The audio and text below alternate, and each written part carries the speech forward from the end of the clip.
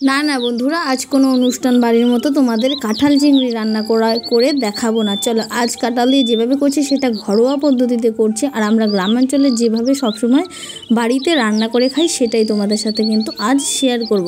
তো ভিডিওটা স্কিপ না করে সম্পূর্ণ দেখার অনুরোধ রইল। দেখতেই পাচ্ছ কাঁঠাল কিন্তু এখন কিন্তু কুশ হয়ে গেছে, এইগুলাকে কিন্তু আমরা কুশেই বলে থাকি। যাই হোক, কাঁঠালের কুশগুলো আলাদা করেছি, আর পিছনে যে মোটা অংশটা সেটা এভাবে করে কেটে নিয়ে পরিষ্কার করে কিন্তু আমি কাঁঠালটা সেদ্ধ করে নিয়েছি নুন হলুদ দিয়ে, আর সাথে দিয়েছি একটা মাত্র আলু। সব কিছু কিন্তু আমি ভালো করে একটু নরম করে সেদ্ধ করে নিয়েছি। আর এদিকে চিংড়ি মাছটাও ভেজে নিচ্ছি। হ্যাঁ, চিংড়ি মাছ দিয়ে করছি ঠিকই, এর জন্য কিন্তু অনুষ্ঠান বাড়ির মতো বলবো না, কেননা এভাবে অনুষ্ঠান বাড়িতে রান্নাটা করে না। তারপর কাঁঠালটা দেখবে হালকা ভেজে নিচ্ছি, খুব কম তেলে রান্না করব। কাঁঠালও যে সবসময় তেল মশলা দিয়ে একদম ডুবিয়ে ফেলতে হবে সেরকম কিন্তু কোনো কথা নয়। একটু স্টেপ বাই স্টেপ রান্না করবেন, দেখবেন কম তেল মশলায় ভালো টেস্ট হয়।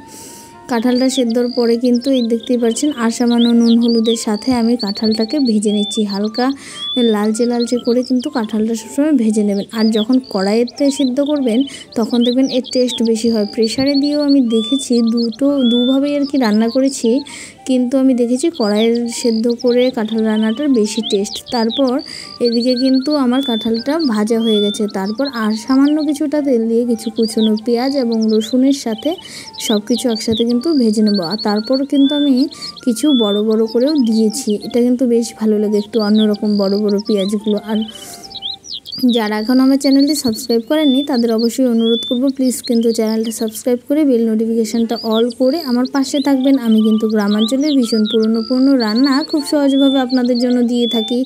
তারপর মশলা দিয়েছি, মশলাতে একটু আদা জিরে ধনে লঙ্কা বাস, আর কয়েক কোয়া রসুন। আর কোনো রকম মশলা কিন্তু এখানে নেই, এই সামান্য কয়েকটা মশলা সব কিছু একসাথে বেটে নিয়ে আমি কিন্তু দিয়ে দিলাম।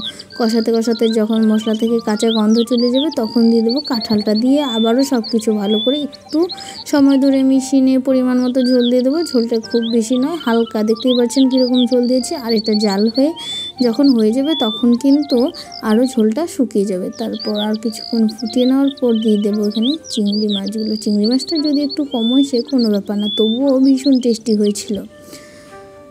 তারপর দেখতেই পাচ্ছেন নাড়িয়ে চাড়িয়ে তেলটা সাইডে লালচে হয়ে সরে এসছে, সেই মুহূর্তে বুঝতে হবে রান্নাটি আমাদের হয়ে গেছে। সবার শেষে কিন্তু একটু গরম মশলা দিয়ে আমি নামিয়ে নিয়েছিলাম। কেমন হয়েছে রান্নাটি অবশ্যই কমেন্টে জানাতে ভুলবেন না, সবসময় সাথে থাকবেন।